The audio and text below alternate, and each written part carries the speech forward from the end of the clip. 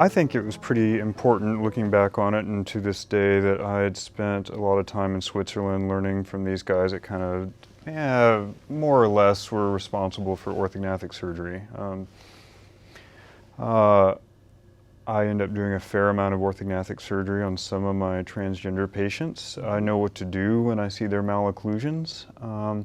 And I also know when to tell them that they probably, some people come asking for orthognathic surgery. They've read some misinformation online. They come in, they say, I want this thing. And I know enough to tell them that you don't need it. And, you know, you're misinterpreting some things that you read online. So I felt like it's very important. I know where the jaw should live in 3 dimensions. I know what the chin projection should be. There's lots of stuff that goes into dental facial planning that you get during that kind of training. So I thought it was important, but maybe you could speak to it a little bit. Would you be okay with somebody doing feminization surgery that doesn't have that background? You know, I'm going to go on. I talked about what I did in preparation for doing forehead surgery. And that's all I did on several transgender patients for maybe, I don't remember exactly, 3-4 years. And then one day, a patient came to me and she said, well, what about my big angle of my jaw and I've got a square face. And I said, yes, can we fix that? And I said, yes, but like with the forehead, I didn't know what I was going to do. So I went back to the skull collection. And I looked at the skulls and realized the difference in the angle of the jaw on a male compared with the female. And I realized I could modify that. So then I approached this patient, and I told her what I could do, and she was very happy with it. Well, the same thing happened on the chin. And I modified the chin. And I studied the X-rays, but the X-rays and the photographs of the skull collection. Because I made lots of photographs of these skulls, and so I could see the difference between them. I didn't have to go back to the skull collection itself to study it, but I could study it without doing that. And it was confirmed in the reading that I did about the anthropological differences between the male and the female skull. And then I went to the upper lip, and then on the nose, and it all. One was one after another, but it was based on some scientific information. Because one of my feelings, I don't know whether it's true or not, but I doubt if very many people, if any, outside of this immediate group here, have spent much time studying skulls and what the real difference is between the male and female. It's been one of my major disagreements about people doing facial feminization who are coming out of a craniofacial world, or maybe not even a craniofacial world, like this person from San Francisco, and start doing facial feminization without having really an idea what their endpoint is. And I think that's the big thing. I should bring that up.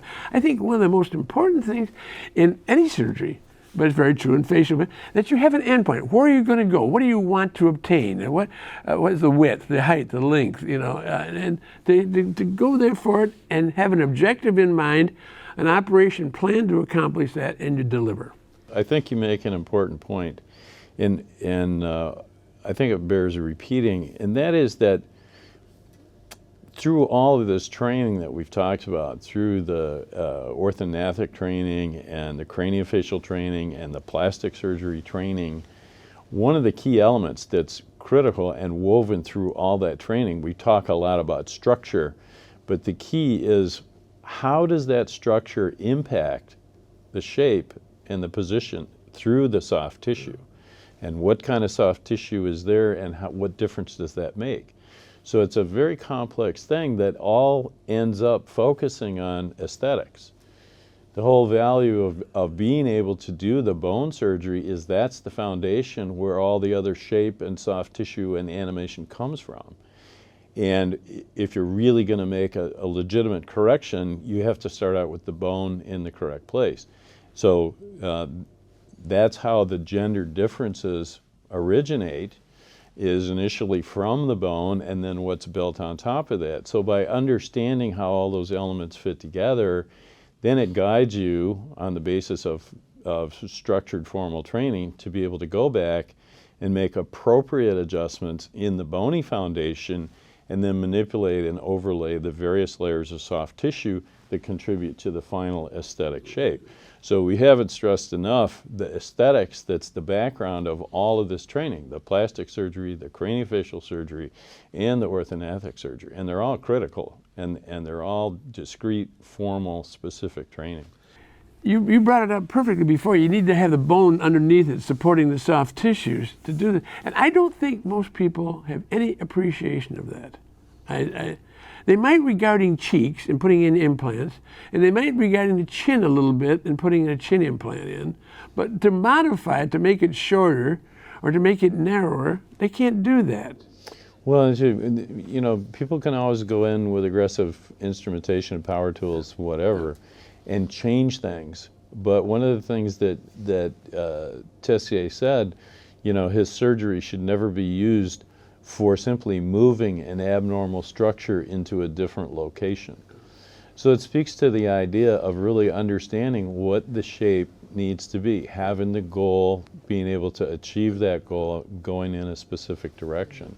I was doing a talk or a lecture at Stanford, and I was kind of going through all the different pieces and what I do, and at the end they had some visiting surgeons from another country that were there for about 3 months that were doing some stuff, and they walked up to me and said, you know, these complicated chin T osteotomies that you're doing and all this stuff, they're like, that's so crazy, why would you do all that stuff? Why don't you just, you know, like we do, we just cut the whole thing off from the back to the front, and this makes for a very feminine jaw. And it occurred to me that they didn't and they must not have even been listening that carefully to my lecture, or maybe their English wasn't as good as maybe it might have been, but they didn't fundamentally understand that the chin is shorter in females than it is, and that you're trying to vertically shrink the face, and that can do a lot for the width of the face, what they were describing, but it does absolutely nothing for the vertical size of the face, and that has to be compressed. And that just kind of goes to what you were speaking to earlier about understanding the endpoint. How can you embark on a journey and not know where you're going? I mean, if you look at the pictures in Vogue, well, maybe it was Vogue magazine, I don't know what it was, with Caitlyn Jenner, you can see that the vertical height of her chin was never approached. It was narrower and more pointed, but the vertical height is excessive. It's very masculine, and because the doctor didn't have an endpoint there, in my mind. And you wouldn't know the difference if you hadn't really made the study. Yeah, exactly. And it really makes a difference to do those things.